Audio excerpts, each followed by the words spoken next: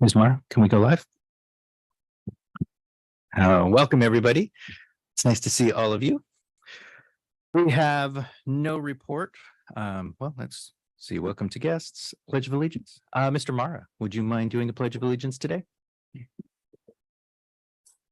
Right hand over your heart. Ready, begin. I pledge allegiance to the flag of the United States of America and to the republic for which it stands, one nation, under God, indivisible, with liberty and justice for all. Alrighty. Have someone make a motion to adopt the agenda? Seconded. All those in favor say aye. Aye. Excellent. All right, so with no reports, we can jump right into staff presentations. Dr. Stowe, our superintendent. All right, thank you, President Gerson, board members. Good to see you all tonight. So if Mr. Mara can bring up the slides, that would be great. Again, these are all on our website. We go through it every meeting that I present these, and so they're available for the public, and they're actually on all the school websites. They get updated each time. So the first slide is, as we've opened school, and I'm happy to report that initial numbers indicate that our enrollment is up.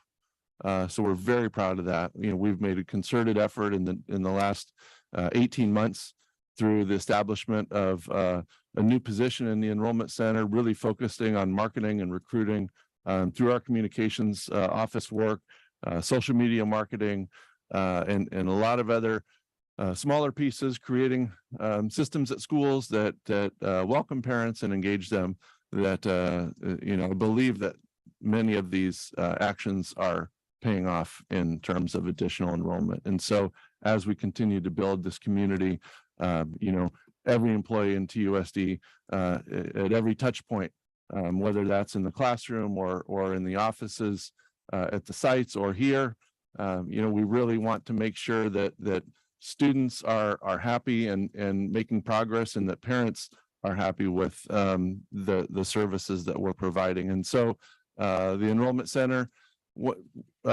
made some visits to schools with TUSD logo cookies for some schools that went above and beyond in welcoming some of our early learners to schools this year, and making sure that the transition from the experience they have here at the enrollment center to the school and get that handoff is seamless. And so just wanted to highlight Jerry Lynn Mock and the work that she's done in the enrollment center, and just all the schools and what we're all trying to do in creating an environment for students to be successful, because our impact on this world is through making sure that every student walks out college and career ready, that they have skills and knowledge necessary to be successful and feel good about themselves and where they're going. So congratulations to everybody that played a role in our super opening of school this year.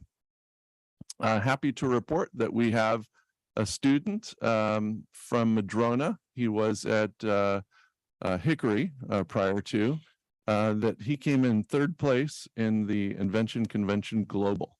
So you all know this is a very special experience and opportunity for our students to demonstrate on a local, state, national, and global level their inventions. So congratulations to Avish Banerjee for his recognition in third place in the Global Invention Convention. So a little bit more pictures back to school, a little video. Again, just want to recognize that we're above 22,000 students for the first time in a few years. And so we hope those numbers stick. We'll find out for sure what our enrollment is on the first Wednesday of October, is when the state counts all the students electronically and fixes that number, and that drives our funding for next year. And so additional students here is great. We're also going to be addressing the absenteeism. It's been a lot in the news, chronic absenteeism and those kinds of things. I am happy to report that we're not as bad as what's in the paper. Yeah, our daily attendance has declined since the 18-19 school year, but it's actually back up to 93.9 for last year. And so when typically we were up at around 95.5, 96.5, 97. So we're really addressing it this year, making sure parents understand that we get paid when students are here, and that part of our ADA is about students attending school. Financially it helps, but ultimately when students are in school, they learn more, and are more successful. So we want them to be here. But we had a great first day, our first week and a half. Fall sports have kicked off as well. All the teams are competing. It's boys water polo, girls golf, girls volleyball, football, and cross country. I'm sure I left one off, but Girls tennis. girls tennis. That's right. Don't forget my right daughter. there. And Kyle Brown from South High was recognized. That was just in the paper today for as Daily Breeze Boys Athlete of the Week. We don't get that recognition too often, and so it's nice when we do have students that are recognized in the area for their achievements. The most of the board was able to attend a signing of the partnership agreement that was approved by both bodies back in May. We had that in August, and really, I think Dr. Gersten, Dr. Muhammad were on the committee, can speak more to this, but I know that this was something that really we work with the city. I think over the course of the last few years, really through COVID and beyond, we're developing a better working relationship with city departments, and understanding our mutual success is the success of the community, and so working together with them has been great. So appreciate Dr. Butler's involvement there. He spends a lot of time nurturing that relationship with city staff as well. So that's my report. Thank you, Dr. Stowe. No, and I appreciate the board allowing me to be on that committee and be able to author the first draft of a strategic collaboration agreement, making sure we stay away from the legal term strategic partnership, and to have Dr. Muhammad by my side helping, and then Councilmans Matucci and Sheikh both being integral in the editing until we came up with this. And as you're talking about enrollment, a combination of Torrance Area Chamber of Commerce also being very helpful. You and I both talking to businesses that if you work in Torrance, your students can come to Torrance schools. And as a part of this strategic collaboration that we are creating with the city to not just assist all of the children in developing mutual programs, shared programming, but both of us brainstorming ideas such as they're offered to in the next business license mailer to include a note on our behalf that, again, if you work in Torrance, you can send your students to Torrance schools. So I hope that the strategic collaboration agreement between the two of us will continue to yield a lot of fruit for both sides. And I look forward to the upcoming meetings where Torrance Police Department will be coming in to look and offer to parents and some classified workers if they'd like to be crossing guards, which will help both schools and help relieve a burden on the city. So as we work together and find solutions to old problems, I love it. Would anyone like to make any comments or ask Dr. Stowe any questions? All righty.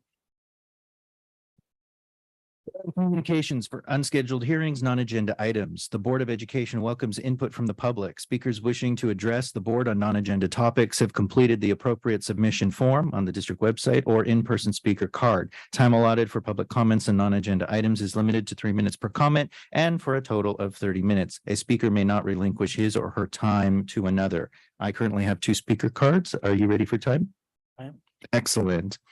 All right, so the first card I have is Ms. Maloney.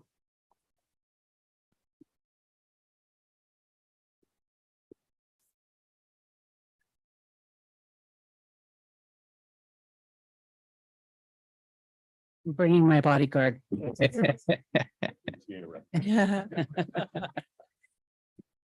evening, President Gerson, school board members, Dr. Stowe, and our student representative. I was going to say, wait a second, where are they? My name is Michelle Malone, and I'm a teacher at South High School. Tonight, I am here as a veteran teacher to address the salary equalization that was promised by you, the district, to put all TUS teachers in a competitive salary position. We were ensured by both TTA and TUSD that teachers would earn the median salary in comparison to the 11 other school districts that we compiled together. Not even 1 year later, we find ourselves the lowest paid district out of 12 for both our new teachers and our veterans. I am told that our union leadership will be meeting with the district to address this issue. We are putting our trust in you, our faith in you, and we ask that TUS teachers be paid a competitive salary as promised. I ask you to look at the new data from 23-24. Most of those schools have now released their new salary schedules. And please reconsider your teachers at TUSD. As Dr. Stowe just showed us, we are an amazing district. You have amazing teachers, and we're bringing up some very amazing kids. So please, please, please do us the justice of reconsidering where our salaries are. We appreciate it. Thank you. Thank you.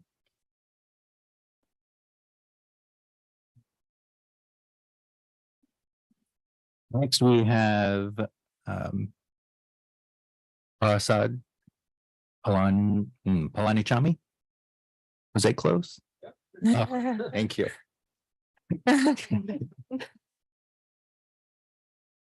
Good evening, everyone. Thank you all for your public service. Appreciate that. My name is Prasad Palanichami. I'm a longtime Torrance resident. I'm here as a parent today. I want to bring attention to the practice of combination classes. My son was unexpectedly placed in a combination class this year in Victor. And we came to know that on the envelope pickup day, like 2 or 3 days before school reopens.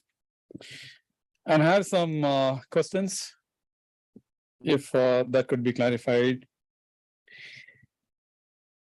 In general, why was the parent approval not secured when a child is placed in a combo class? And how much time or notification is provided to the parents? I mean, is it like a 2-week notice, or how much time is that provided, right? And there are like 15 kids in the combo class. And how were these 15 kids in the combo class selected from the total count of 150 students? The total count of 150 students, 5 of them, there are 5 classes with 27 kids, and they are in the regular class. And 15 kids are in the combo class. I would like to understand what's the logic? How were these 15 kids selected to be in a combo class when the remaining 135 are in a regular class? How many open enrollment students were placed in a regular second grade class? That's one question. And in general, I'd like to conclude, what is the TUSD board approved process to select students for a combo class? If we have like an approved process, like is it done by the principal, or is it a board approved process? Like these are 10 processes that need to be followed. Like let's give the parents like 2 weeks notice so that parents are aware. And then if they want to make alternate arrangements, they could make alternate arrangements, right? So those are the questions. So again, appreciate your support, and thank you for your public service. Thank you. Yeah. Thank you. Those are all the cards I have. Are there any online? Well, we all wish we could respond. I want to remind everyone, due to the Brown Act, we can only discuss items on the agenda. So I know people want answers when they come. The next section, which we can discuss, discussion action items. Speakers wishing to address the board on agenda topics have completed the appropriate submission form on the district website or in-person speaker card. Time allotted for public comment on agenda items is limited to 3 minutes per comment. Time allotted for each agenda item is 30 minutes per topic. A speaker may not relinquish his or her time to another. I do not have any cards. Do you have anyone online? Not online. All right. Then we'll move on to 10.2, approve the unaudited actual financial statements for fiscal year 2022, 2023, and approve revisions to the 2023, 2024 ending fund balances. Is that Mr. Diaz? Excellent. All right. Hello, everyone. I wanted to congratulate the district on a great year for 22-23 and looking forward to 23-24. Today's presentation will be covering the unaudited actuals of the 22-23 year. And this is the final of the 4 major reporting periods of the year, which also included the adopted budget, first interim and second interim. This year's primary focus was closing out the COVID-19 one-time funds and avoiding any refunds to the state or federal government for any balances. What you will see in this presentation is the estimated results we expected for 22-23 that we used when we developed the 23-24 adopted budget back in March, compared to the unaudited actuals, which reflected our fiscal position as of June 30th. While we estimated a surplus of 5.2 million, the actual results were higher at 9.4 million. The difference of 4.2 million shown here on the slide. The difference from the estimates was made up primarily from an increase in expected revenues. The final LCFF revenue was adjusted late in the year due to increased attendance factors at the end of the school year. That amount was about 1.6 million increase in revenues. Interest revenue is also much higher due to an increase in interest rates from an estimated 0.5% at the end of last year with the county cash reserves to now a 3.8% interest increase in revenue. Again, for all that cash held with our county office, they're our fiscal agent. And that increase was about 2.8 million.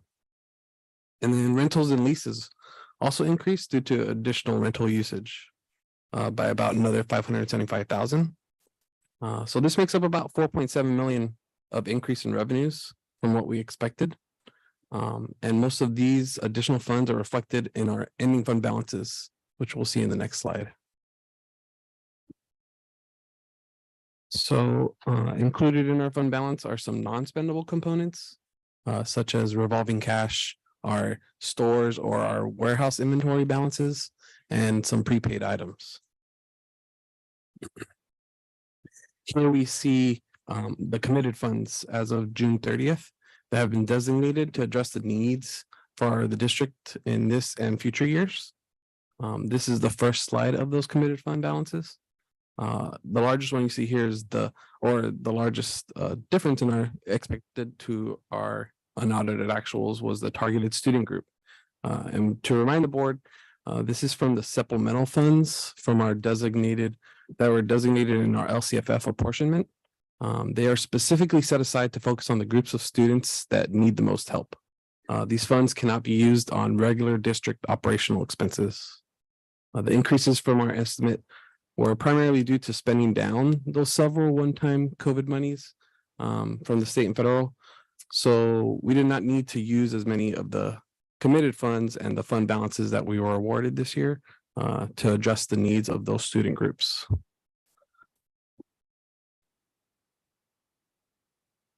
Shown here are some additional committed funds that were designated in 22-23 for future uses, such as professional development of our staff and needed facilities, maintenance, and upgrades in the district.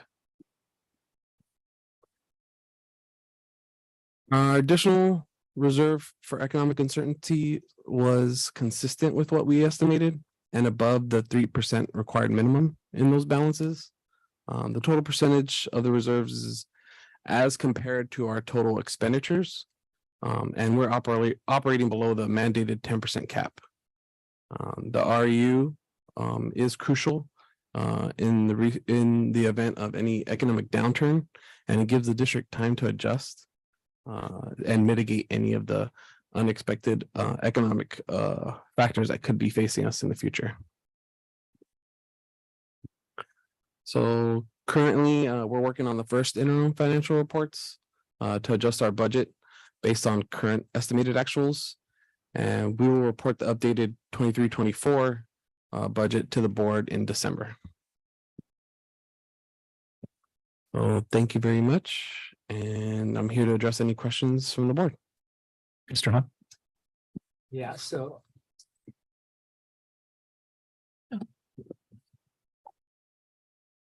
Okay, perfect. So Mr. Dia, thank you so much for your report. We do appreciate it. I just have a couple of questions. First of all, I just want to say thanks to Van Chu, who oversees our recreation and facility leasing, to have over $500,000 increase expected. That's huge. I think for all the investment that we put in with the new program too, I think it could only get bigger. So I do appreciate, I want to recognize all the hard work that she's been doing. It's been wonderful to see. So I just want to at least to highlight that. It's always good to have more revenue than less, right? And so at the end of the day, the one question I have is on the money spent for targeting groups. So we didn't use all of it. Is that incorrect? That's correct, Yes. Mr. Diaz? And Yes, so that's is it, you don't use it, you lose it? It's just one time, right? And so, So the targeted student group is actually built into our LCFF calculator. So it's part of our ongoing funding. okay, But it is committed for those supplemental funds. okay. And that's definitely not a use it or lose it. That money has to be rolled over and used for those students at whatever point you're going to do it. That was a change Yeah. about 3 years My question ago. is though, why was there such a big increase though? Why did we go from 2 million to 6 million? Do we have more revenue come in out of somewhere, or that's a huge gap to me? So again, it was the use of the one-time funds. So we were trying to use those balances that where if we did not use them, we would lose those funds. We'd have to refund them. Okay, So we found that we were able to apply a lot of those uses towards what we would have used for the committed, for the targeted. so basically we use the student one-time funds to offset those costs and then just save the money going forward. groups. Exactly. Basically, okay. Exactly. That makes it clear. Thank you so much. I appreciate that.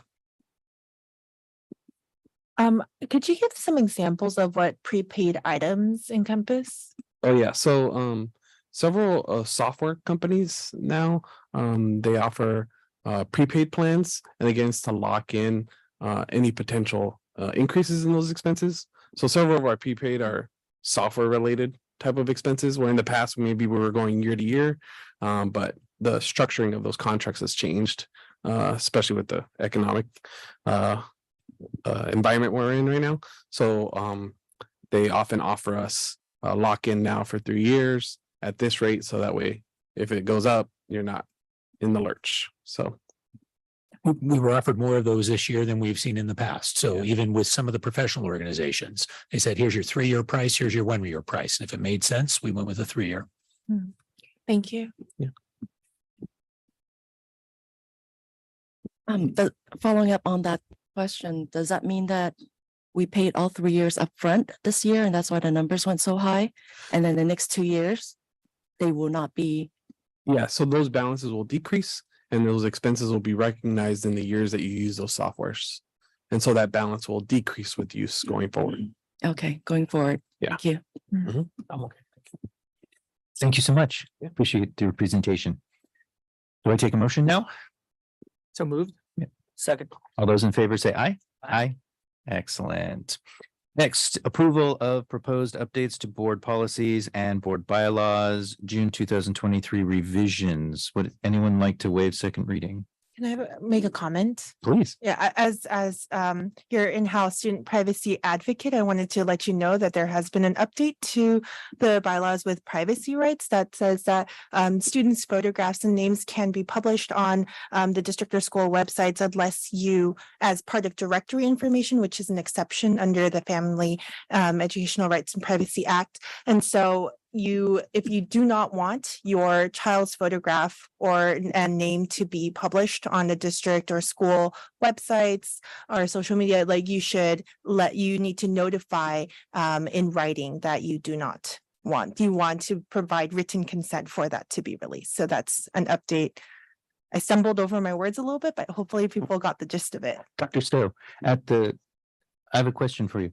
On what Ms. Park is saying. Every year, we're required as parents to go on, and there's in the registration in Power School, there's a little box where we check whether we approve and not check if we don't approve. Is that the same thing? So I can read what it says in the proposed revision if that is helpful. Well, so this year it was the same, but based on this action, it would be different. It would be opt out. So you would be in unless you opt out. So will that check mark still, will the option still be in Power School where parents were at the beginning of the year before their children show up to school, still have the option at that point, then still to check the opt out? I'll let Sarah answer that. Hi, it is during registration, but instead of being an opt-in or opt-out, it's got two different levels. And to what Ms. Park was saying, there is a media opt-out form that now must be filled out and filed, one copy with the communications department, my department, and one copy with the principal. So it is a little bit more. And what it does say is which versions of things like all school groups and things can be photographed. Does that answer your question? Mine wasn't a question, it was a PSA. Okay, great. No, my question is there a reason we're making it so complicated? Now that it has to be more complicated. Yeah, this is on par with most of the other districts and the PIOs that are doing it. And the idea is that nowadays, with all of the photographs and social media that we're taking at games, at cheer events, at spirit rallies, it's very hard to make sure that we're not taking pictures of certain students. So it does create more. It creates more options to market the school as we're needing to do for enrollment and brochures. But parents have a right to not have the school or district release their students' personal identifiable information. So yeah, if you don't want that, then. Well, but it leads to the question is why, I know that's what most districts are doing. Is there a reason why we haven't made it more streamlined and easier for parents rather than this extra step of paperwork? Well, it's very difficult and time consuming and impossible, quite honestly, for us to when parents are on, let's say it's a jogathon and they're taking pictures of their child. We can't police what they're doing. If we have a group shot and a school wants to post something, no names, just images of a group of 10 or 20 students, for them to have to go through every single picture or any video, anything that's on there. It's just very, very difficult it's quite a burden for the schools. And so if schools know that they have particular students that want to opt out, then they'll make sure that they're aware of that. We think the numbers will be much lower of people that are choosing this option. I think many times now people, because it's a checkbox on the registration, it's no, I don't want that. And then it becomes if 10-20% of the school has opted out, it's a significant burden on the sites in order to put things on their websites. Do you want to take issue with the policy update? Parents have the right to Yes, they do. notify the school and the district if they don't want their students' PII released. Is that where we're leaving it? Yeah. All right. Yeah. I just want. Does anyone want to waive second reading? Move to waive second reading. Second. All right, all those in favor? Aye. Do we have to do a second for approval of it, or is it move on? You approved it. Okay. Nominations for membership on the Los Angeles County Committee on School District Organization. Who's going to explain that? This is just something that came to us. There's a sliver of TUSD boundaries that is in Redondo Beach. It's over by the Riviera. It's a Redondo mailing, but it's actually Torrance Unified. And that along the coast runs up to El Segundo is the area that is seeking nominations for the LA County on School District Organization. The bulk of Torrance is represented. by Martha Deutsch, former board member. She's on that committee. And so this is on there because it's still part of our attendance area, although, and the board can nominate someone, but we already have a representative on there. So if there are no nominations, then this can just have no action. Would anyone like to make a nomination? Okay, well, this item moves on. Now we come to the consent agenda. Would anyone like to pull any items? I'd like to pull 12.4 as well as 17.4. I'd like to pull 12.3. Hold on, give me a second. I'm looking for 17.4. You said 12.3? Mhm. Anyone else? Can I have a motion to adopt the rest of the consent agenda? So moved. Seconded. All those in favor? Aye. Aye. I'm sorry, Mr. Arnold, did you say aye? Huh? I. Okay, 5-0. Great. All right, starting at 12.3, adopt a resolution proclaiming September 15th to October 15th as Hispanic Heritage Month. Ms. Park. Yes, so just that we, a significant proportion of our students have Hispanic heritage, and really hope that from September 15th to October 15th, as well as throughout the rest of the year, that we have opportunities at our school sites to be able to celebrate the heritage of those students, and be able to, I think one of the really unique and wonderful parts of TUSD is that you are in such a diverse community where you can learn from and grow in being able to celebrate alongside our friends who come from different backgrounds and different cultures as well. So I hope that everyone gets an opportunity to celebrate. Thank you. Awesome sentiment. Any other comments? I move that we adopt 12.3. Seconded. All those in favor? Aye. Aye. All righty. 12.4, adopt a resolution proclaiming September and October as PTA membership enrollment months. Mr. Hahn. So it wouldn't be a board meeting if we didn't have someone talking about signing for a PTA membership. You can sign up at any time. So since no one's here to represent this, I thought, you know what, I'll pull this off. Hey, so sign up for your PTA membership. You can do more than one school, any school. You can do all the schools, mid schools you want. But again, the reason why we appreciate the PTA, because obviously a lot of things that done at the school, it wouldn't be possible without the PTA. And so I'm sure that they would appreciate the support. So I think, how much is it? $11 again? I forget how much is it. Does anybody know? It varies from PTA to PTA. Yeah, but so yeah, about. it's not that much for the return that you get on the investment that you place upon these kids' lives. So we really want to encourage everyone for the next month, sign up for the PTA, because we're going to be hearing it all year long. So PTA membership enrollment for the next month. That's it. Thank you. Would you like to I'll make a motion to approve second? 12.4. All those in favor? Aye.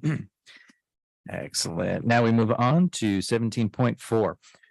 So That's a long one. I'm just going to let you talk about it. Yeah, 17.4, I just want to recognize that we are now going to be part of the JPA regarding the California Statewide Delinquent Tax Finance Authority.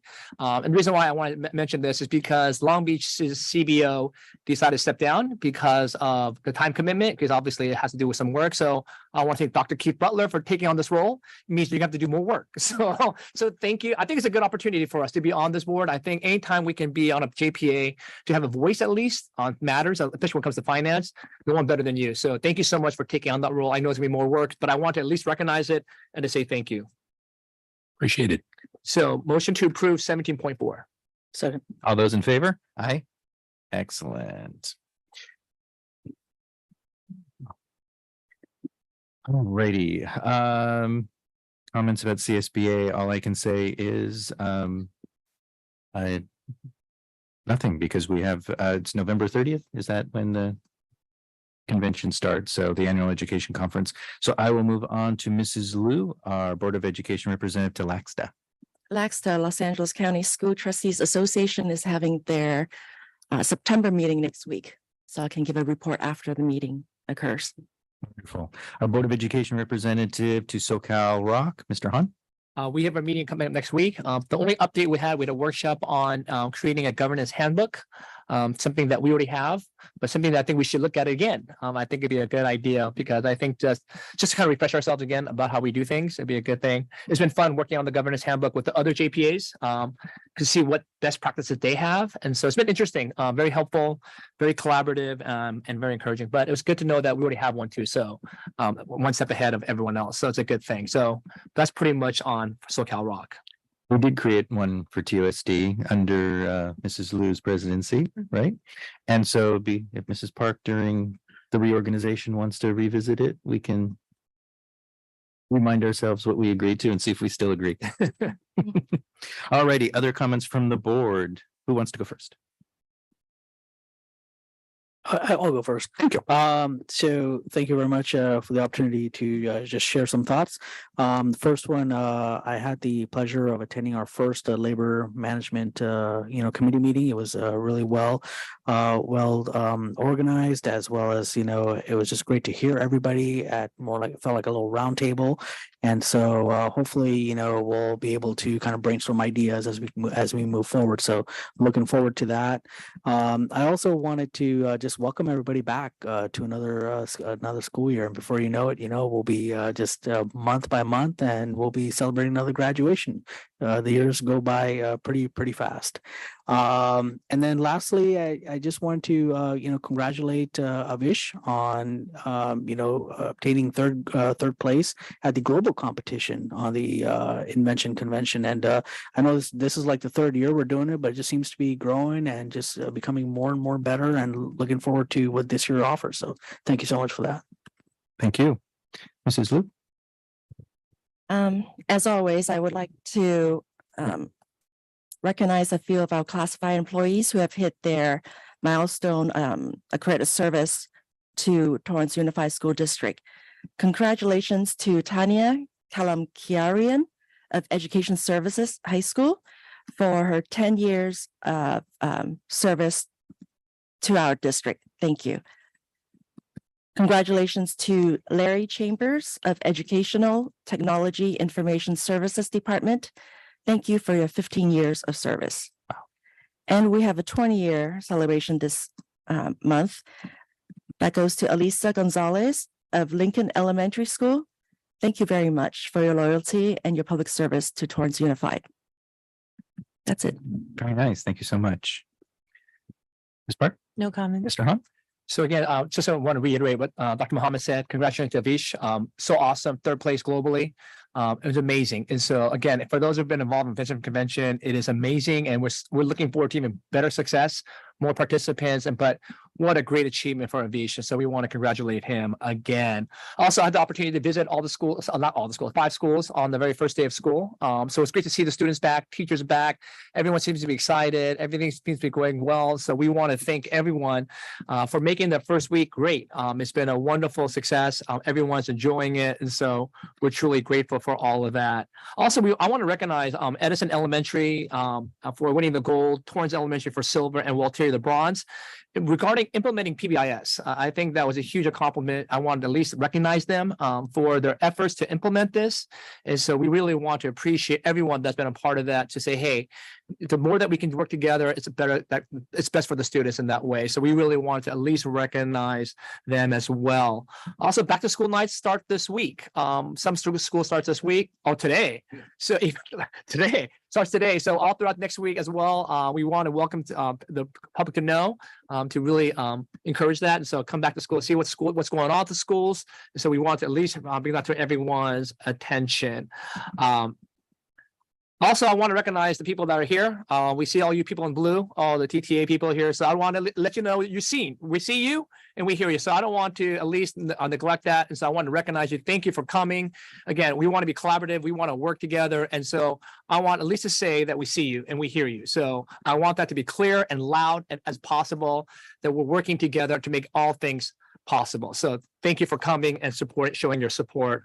Last but not least, Dr. Crumpy, hope you're healing well. We miss you today.